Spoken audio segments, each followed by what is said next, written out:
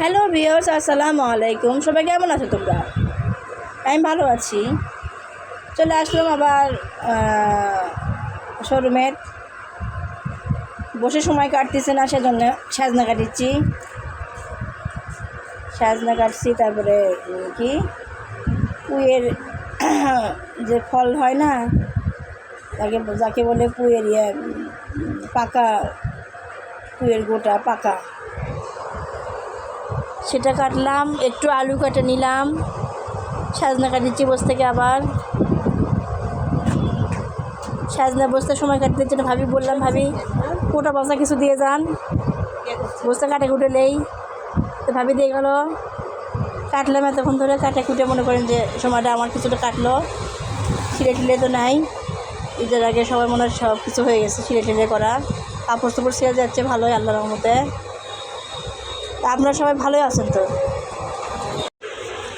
এখনই ভাবি আসছিল, এই ভাবিটা, যে ভাবির দোকান, এই ভাবিটা এসে নিয়ে গেল, কি লেজ নিয়ে গেল।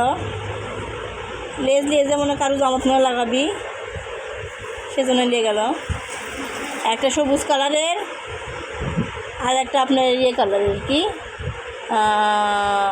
ডিপ ঘিয়া কালারের।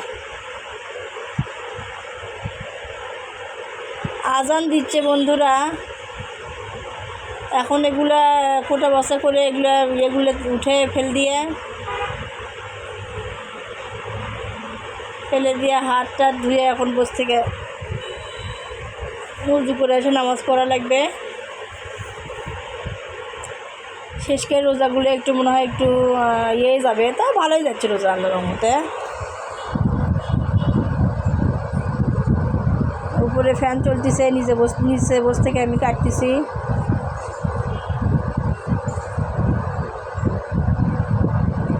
কালকে রাতে আমি রান্না করছি ডাল সাজনা আর মিষ্টি কুমড়াটা কয়েকদিন আগে নিয়েছিলাম, সেটা ভর্তা করছি। চিনি দেওয়া লাগেনি, কিচ্ছু দেওয়া লাগেনি, অটোমেটিকই মিষ্টি, খুব টেস্টি লাগলো। আজকে আবার বাসায় যে ভাবতেছি যে ডিম দিয়ে আলুর ঘাটি করব, বগুড়ার ঘাটি। তার মধ্যে একটু কুমড় বড়ি দিব, মাছের তেলের কুমড় বড়ি, কয়েকটা একটু সাজনা ফালাই দিব ওর মধ্যে, আলু ঘাটির মধ্যে দিয়ে একটু কষে সুন্দর করে আলু ঘাটি করব।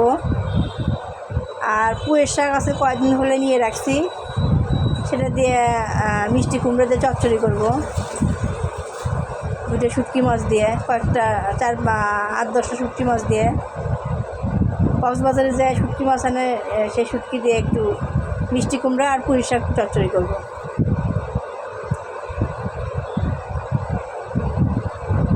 এখানে বসে সময় কাটতেছে তরকারি কেটে।